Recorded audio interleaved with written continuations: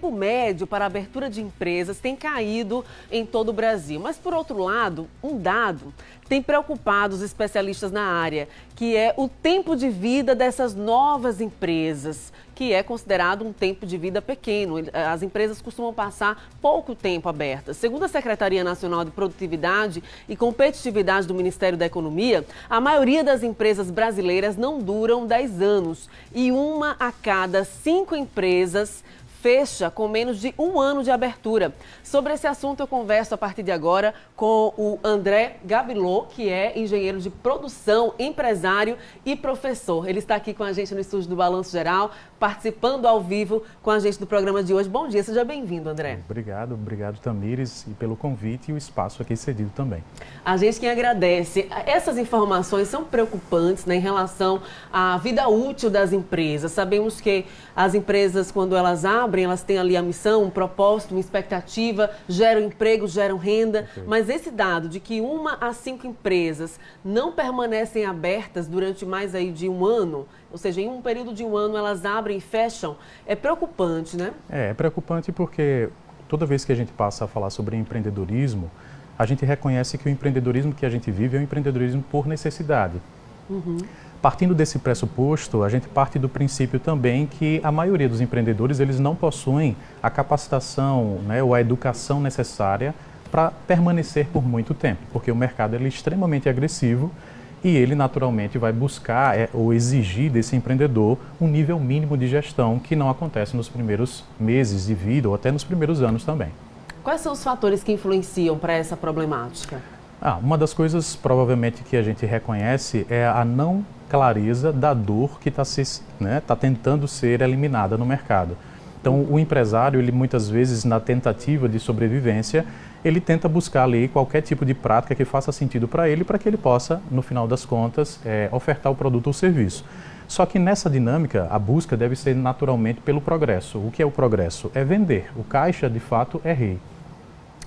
Só que depois que um tempo passa, à medida em que a empresa passa a ganhar mais robustez, a ideia é que você tenha ordem dentro da empresa. O que significa isso? É que você precisa ter o auxílio, né, de quem faz uma boa gestão, até para promover ou continuar o seu próprio crescimento. E a gente percebe que o empresário, ou pelo menos o pequeno empreendedor, ele tem muita dificuldade em realizar um bom planejamento, uma boa gestão, e isso leva a empresa para situações ruins, o que acaba muitas vezes acabando em fechamento. Verdade. Hoje podemos dizer, André, que o processo de abertura de empresa ele está menos burocratizado.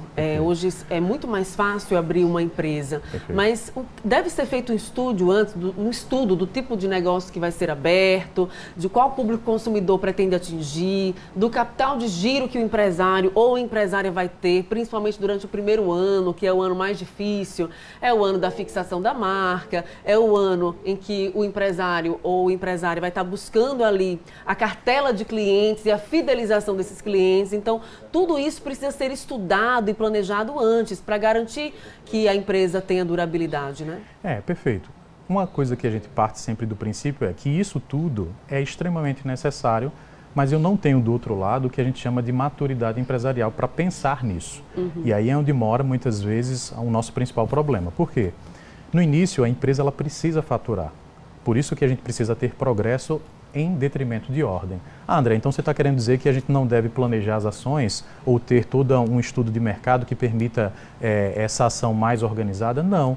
É que o nível, provavelmente, de exigência dessas ações, ela precisa ser reconhecida como uma situação menor.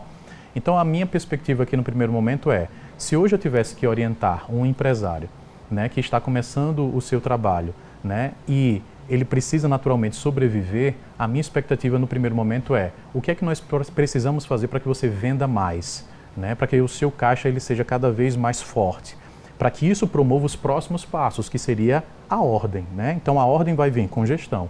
André, isso significa então que a gente não tem nenhum tipo de ação de planejamento? Não tem, mas a dosagem de planejamento inicial tem que ser um pouquinho menor, em detrimento da busca pelo caixa, porque é isso que vai trazer sobrevivência nos primeiros meses de vida. E aí quando você fala dessa dosagem, em relação também ao investimento, né? Tem que se investir com equilíbrio no início, principalmente porque são os primeiros passos que a empresa está dando, né? A empresa pequena ela tem essa dor, né? A dor de ter o caixa. A empresa média ela tem uma outra perspectiva. A empresa média ela já tem uma certa maturidade, ela entende quais são os passos que ela precisa dar. A ênfase em gestão nessa hora é maior. A empresa grande não, ela já tem uma robustez suficiente para fazer apostas. Então, para o pequeno empresário, a minha expectativa é orientar ele, fazer planejamento voltado às ações de comercial, de vendas, para que o faturamento dele cada vez se torne mais robusto e dê condições para que ele passe para uma nova fase, que é uma fase de gestão, de um planejamento mais estratégico, de ações específicas para trazer essa robustez de gestão que ele não tem no início.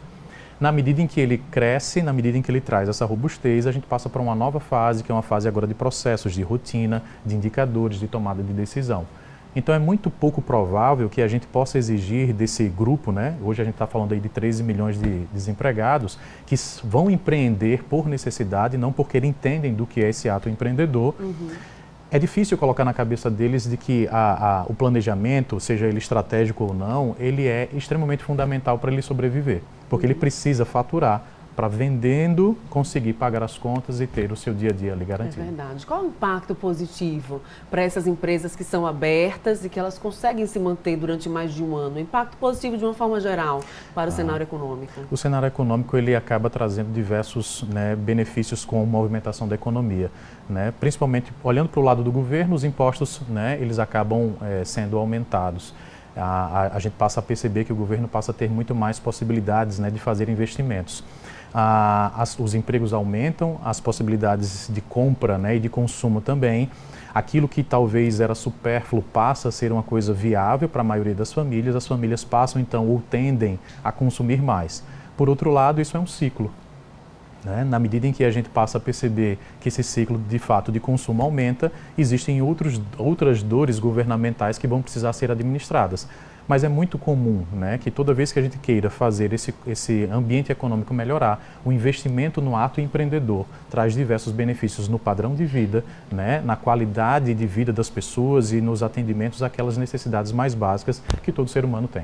É verdade. Então, é estudar bastante o tipo de negócio que você vai investir, é planejar bastante, buscar especialistas que possam orientar o pequeno empreendedor, a pequena empreendedora que está iniciando o seu negócio. Quero agradecer ao André Gabilou, ele que é engenheiro de produção, empresário e professor, pela participação. Muito obrigada. Eu que agradeço mais uma vez a todos os ouvintes e um bom dia. Bom dia.